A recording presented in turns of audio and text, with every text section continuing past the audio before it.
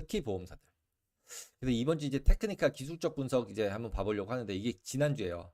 하나, 둘, 셋, 넷, 다섯 개. 그리고 마지막 날도 여기 이제 쭉 이 표 때문에 그런데 밑으로 나름 내려갔다가 마지막에 그래도 반등을 시켜서 꼬리를 좀 만들어줬어요. 그나마 다행히. 그리고 여기도 십자선이었기 때문에 이 빨간색이 좀 더 길면서 음봉 길게 끝났으면 되게 안 좋았을 텐데, 예. 그나마 다행이고, 여기 파란색 선이 정고점이에요. 13,721. 최근 정고점. 그래서 여기를 가능할까 안 할까? 그럼 기술적으로 그냥 한번 보면서 생각을 해볼게요. 일단 변동성 부분을 이제 지금 이번 주에 바꿨는데 계속 빅스랑 원데이 빅스를 얘기하는데 제가 자꾸 나스닥을 그려놓으니까 걔네들이 수치상으로 매치가 안 돼요. 그래서 이걸 그냥 S&P로 지수를 바꿨고 혹시 모르니까 두 개를 다 지수를 그려서 나스닥 지수랑 그 다음에 S&P 지수 두 가지를 다 그렸어요. 그래서 파란색이 S&P라고 보시면 되고요. 빨간색이 나스닥이라고 보시면 돼요. 그래서 위에서 빨간색, 밑에서 빨간색은 볼큐. 그러니까 빨간색은 나스닥의 변동성, 파란색은 임플라이드로 봤을 때 빅스니까 S&P 변동성. 이렇게 보시면 돼요. 그래서 추세는 비슷하지만 대체적으로는 나스닥이 당연히 S&P보다 위에 있죠. 근데 지금 현재 어떤가 하면 나스닥과 빅스가 거의 비슷해졌어요. 17.3이 17.6. 그럼 둘 중에 하나 누가 더 싼 거, 상대적으로 누가 비싸다 싸다 생각해 보면 나스닥이 싸던지 아니면 S&P가 비싸던지 둘 중에 하나겠죠. 예. 그러면 렐러티브 트레이딩 한다고 치면은 무조건 변동성 이런 경우 이런 상태가 발생을 하면은 보통은 뭐, 네, 나스닥 바이, S&P 셀 이렇게 하는 거죠. 네, 변동성 셀, 변동성 스프레드 거래를 하는 거죠. 그런 식으로 거래를 한다라고 보시면 될 것 같고요. 그리고 지금 보시면은 뭐 14, 그 다음에 17.6 이렇게 낮아요. 낮은데 리얼라이즈 변동성 보시면은 5일 동안 리얼라이즈 변동성이 얼마였냐면 5.7이었어요. 진짜 안 움직인 거예요. 거의. 그 다음에 20일짜리 같은 경우도 보셔도 히스토리컬로 봤을 때 15.87이에요. 그러면은 20일 동안의 스탠다드 디비에이션 변동성을 계산한 실현 변동성이 17인데 근데 과거에 그러면은 17보다 비쌌었잖아요. 그러면은 변동성을 매도한 사람이 돈을 벌었겠죠. 실현을 시켜서 여기까지 왔으니까. 예. 그래서 실질적으로 OTM을 매도를 하거나 하고서 실제로 델타 엣지를 한 사람들은 기본적으로 변동성이 하락한 부분에 따라서 실현 변동성하고 임플라이드 변동성의 차이를 수익화 시켰죠.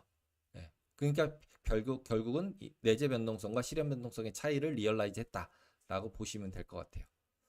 그래서 실제로 지금 5일하고 20일이 너무 낮은 상태여서 그냥 제 뷰는 이번 주는 실현 변동성이 올라올 것 같아요. 생각해보시면 빅스가 17이에요. 근데 5하고 15예요. 근데도 17에서 더 이상 내려오질 않아요. 이 얘기는 뭐냐면 얘가 일로 붙어야 되겠다라고 생각을 하고 있다는 거죠. 시장에서는. 더 이상은 안 내려가. 17에서는 있을 거야. 이렇게 얘기하는 거고 실현은 실제로 변동되는 게 이렇게 낮은 거죠. 뭐.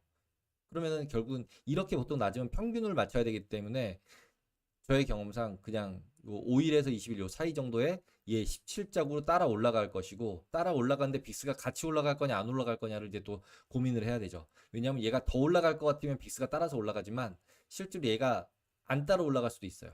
17 그대로 두고 안 따라 올라갈 수도 있어요. 그래서 이런 부분들을 주의해서 봐야 된다. 그래서 제가 여기 밑에 적은 것처럼 실현 변동성 상승은 예상되는 한 주인데 이 실현 변동성이 상승하고 있는데 내재 변동성이 같이 따라서 올라가는지 안 따라 올라가는지. 보통은 실현 변동성이 상승한다는 얘기는 주가가 내려가는 경우가 많아요. 그래서 주가가 내려가는 경우가 많으면서 내려가니까 당연히 내재 변동성이 더 상승을 하죠. 아까 전에 이 그림에서도 보시다시피 아래쪽으로 내려가면 변동성은 따라서 올라가요. 무조건 저절로. 예. 그래서 내려갔는데도 변동성이 애더머니 변동성이 변하지 않았다. 그 얘기는 변동성이 빠졌다는 얘기예요. 예, 숫자로는 똑같지만. 그래서 이런 부분들도 한 번 정도는 고려를 해봐야 된다. 라고 보시면 될 것 같습니다.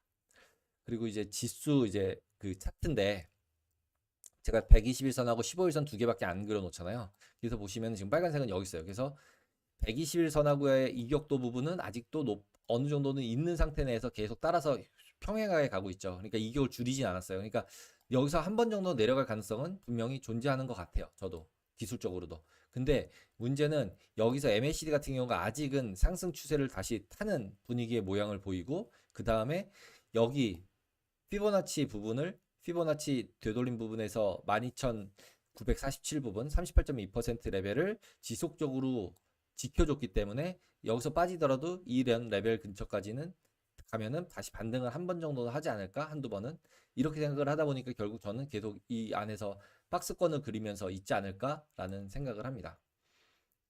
그래서 그리고 실현 변동성이 너무 지금 현재는 너무 낮으니까 여기서 한번 주가가 확 내려가는 모습을 보이면서 이제 뭐 스태그야 또는 뭐지 침체야 뭐 이런 얘기들이 나오면서 주가가 빠지겠지만 그럴 때는 또 어떻게 생각하면은 약간은 이제 뭐 약간 저점 매수 쪽으로 대응하는 게 맞지 않을까 지금 현재의 기술적 분석에서는.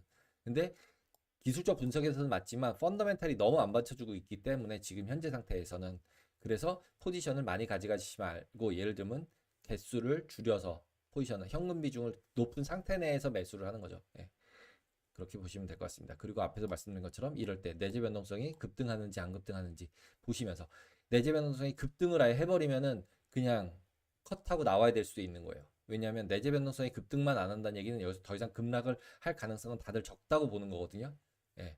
그리고 어떻게 생각하면 옵션 매매하는 사람들이 특히 마켓 메이커들이 마켓을 약간은 그러니까 약간은 더 빨리 움직이는 경향이 있어요. 헤지 펀드들도 레버리지 걸 때 옵션을 걸기 때문에 그리고 마켓 메이커는 그 포지션을 받아오기 때문에 빅 포지션들이 생기면은 크게 움직이거든요. 그래서 실제로 내재 변동성이 급등하는 거는 여러 가지로 이제 이슈가 있습니다. 그래서 그런 것들은 모니터링을 좀 하시면 좋다라고 말씀드릴 수 있습니다. 그리고 지금 그쪽엔 없는데 이제 이게 이제 제가 드리는 그 페이퍼 트레이딩 하는 거였죠.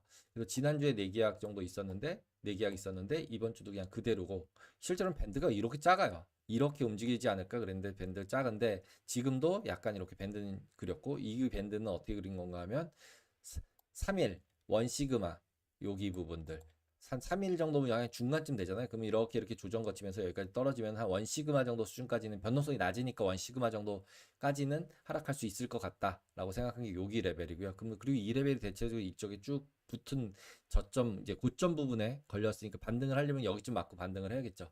그래서 이제 그런 레벨에서 추가로 매수 한 번 정도 더 하면 이제 더 이상 안 하는 거죠. 지금 이제 10계약 할 수 있는 증거금, 그러니까 현금이라고 보시면 되고 그중에서 4계약 40%가 지금 매수 포지션이 있는 거다라고 보시면 되고 추가적으로 더 빠지면 이제 들어가고 거기서 더 빠지면 그냥 로스컷 되게 짧죠. 여기서 여기까지는 13,000에 샀는데 겨우 200포인트 빠지면은 280포인트 빠지면 그냥 엑시트하고 다 나오겠다는 거예요. 그 얘기가 뭐냐면 아까 이런 상황이 발생한다는 얘기는 변동성이 급등한다는 얘기고 변동성 급등하는 것까지 봤으면은 에라 모르겠다 나오자. 그리고 이제 이 129, 947이 깨진 거잖아요. 또 피보나치가 깨져버리니까 지금 트라이 여러 번 한 건데 이렇게 근데 이번까지 깨지면은 조금 불안하니까 그냥 엑시 거기다가 펀더멘탈이 안 받쳐주니까 이런 식으로 생각을 한다라고 보시면 될 것 같아요. 그리고 이제 고점으로도 올라가는 거는 일단 여기 전고점 가면은 뭔가 여기서 이렇게 이제 횡보할 가능성이 많으니까 보통은 그러면 일단 포지션 접고 다시 한번 보자 이거죠. 그때 가서. 그래서 그 부분에서 엑시. 근데 거기 맞고 다시 쭉 떨어져서 현재 레벨 수준까지 오면은 그냥 다시 조금 한 2계약만 더 사본다. 뭐 이런 식으로 생각을 했습니다.